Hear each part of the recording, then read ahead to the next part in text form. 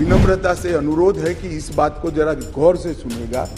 पट्टाभी सीतारामैया समिति की सिफारिश जब सदन के सामने आई, तब पंडित जवाहरलाल नेहरू जी, श्रीमान सरदार पटेल, राजा जी, राजेंद्र प्रसाद और डॉक्टर अंबेडकर जैसे नेताओं ने इसका विरोध किया कि ये उचित नहीं होगा कि दिल्ली को पूर्ण राज्य का दर्जा दिया जाए। मैं फिर से एक बार रिपीट करता हूं, किस किसने विरोध किया। दिल्ली राष्ट्रीय राजधानी राज्य क्षेत्र शासन अधिनियम 1991 के अधिनियम का और संशोधन करने वाले विधेयक पर विचार किया जाए।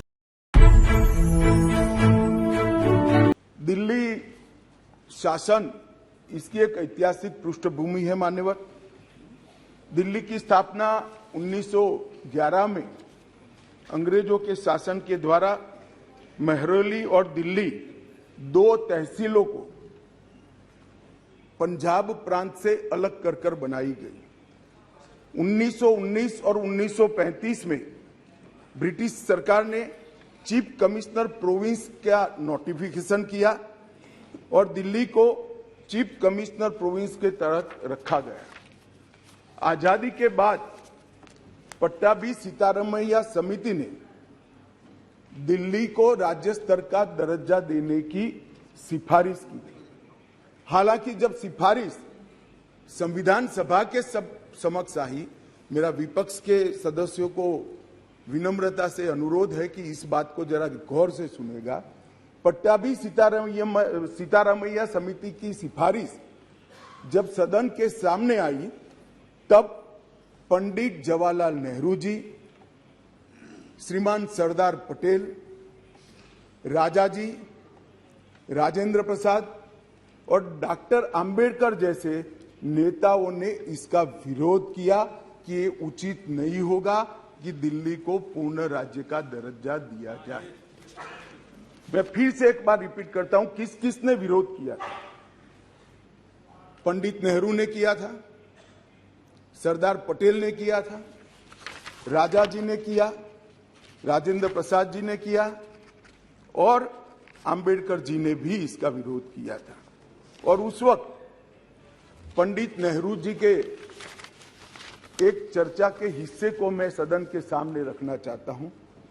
2 साल पहले सदन ने एक समिति, सीतारामैया समिति की नियुक्ति की और अब जब रिपोर्ट आया है तब दुनिया बदल गई है, भारत बदल गया है और दिल्ली काफी हद तक बदल गई है। इसलिए दिल्ली में हुए इन परिवर्तनों की परवाह किए बगैर उस समिति की सिफारिशों को स्वीकार नहीं कर सकते और स्वीकार करना वास्तविकता से पूरी तरह मुंह मोड़ लेना होगा।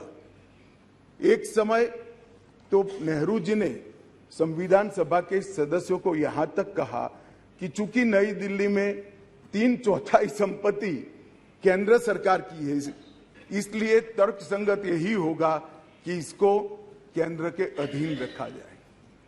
बाद में जब अंबेडकर जी ने समापन किया, तब उन्होंने कहा, जहां तक दिल्ली का सवाल है, हमें ऐसा लगता है कि भारत की राजधानी के रूप में शायद ही किसी स्थानीय प्रशासन को मुक्त अधिकार यहां दिए जा सकते हैं।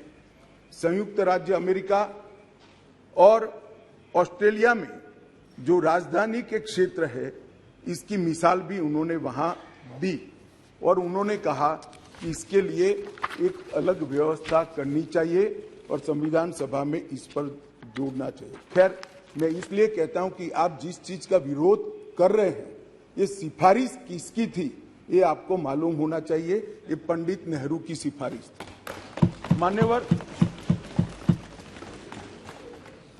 मैं उसके बाद में 1991 में सी स्टेट एक्ट के द्वारा दिल्ली को विधानसभा दी गई, परंतु 56 में राज्य पुनर्गठन आयोग की सिफारिशों पर दिल्ली की विधानसभा हटाकर उसको संघ राज्य घोषित किया गया लगभग 3 दशक तक ये व्यवस्था चलती रही।